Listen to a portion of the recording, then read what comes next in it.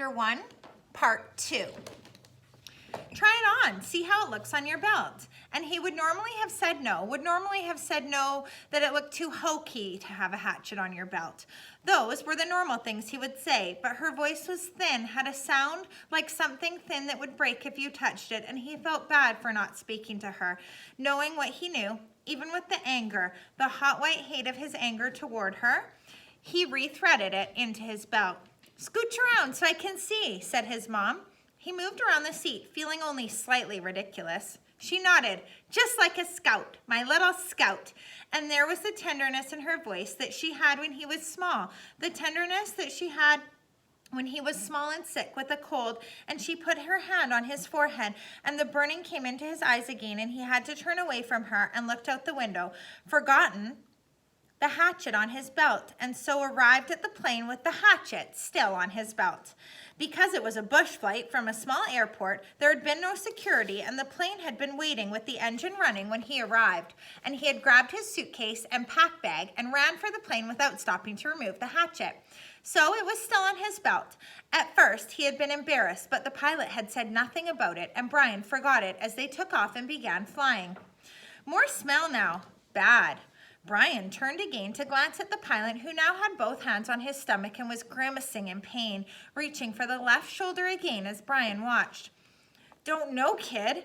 The pilot's words were barely audible. "Bad aches here. Bad aches. Thought it was something I ate, but...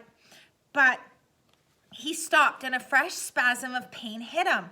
Even Brian could see how bad it was. The pain drove the pilot back into his seat, back down. "I've never had anything like this." The pilot reached for the switch on his mic cord, his hand coming up in a small arc from his stomach, and he flipped the switch. "This is flight 46, and now a jolt took him like a hammer blow, so forcefully that he seemed to crush back into his seat. Brian reached for him. He could not understand what it was at first. He could not know. And then he knew. The pilot, his mouth went rigid. He swore and jerked and moved back into a series of slams into the seat, holding his shoulder now. He hissed, "My chest! Oh God, my chest is coming apart." Brian knew now that the pilot was having a heart attack. Brian had been in the shopping mall with his mother when a man in front of Paisley's store had suffered a heart attack. He had gone down and screamed about his chest, an old man, much older than the pilot. Brian knew. The pilot was having a heart attack, and even as the knowledge came to Brian, he saw the pilot slam into the seat one more time, one more awful time. He slammed back into the seat, and his right leg moved, pulling the plane side to side in a sudden twist. His head fell forward, and spit came out of his mouth. His eyes went back into his head. Only white for his eyes, and the smell became worse. It filled the cockpit, and all of it so fast, so incredibly fast.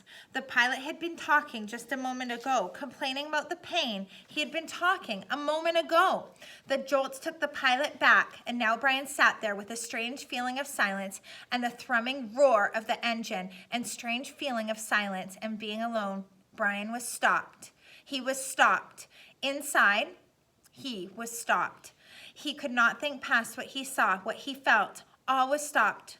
The very core of him, the very center of Brian Robson was stopped and stricken with a white flash of terror so intense that his breathing, his thinking, and his heart stopped. Seconds passed, but seconds became all of his life, and he began to know what he was seeing. He began to understand what he saw, and it made him freeze.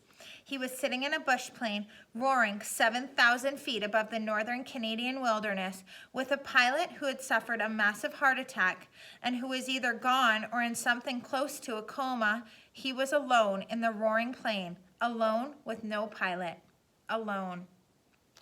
And as I finish chapter 1, I want you to think about how you would feel if you were Brian.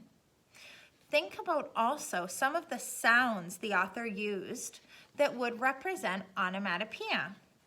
Listen to this sentence. The jolts that took the plane and the pilot had come back, and now Brian sat there with a strange feeling of silence and the thrumming roar of the engine. Thrumming roar would be the onomatopoeia sounds that the engine is making.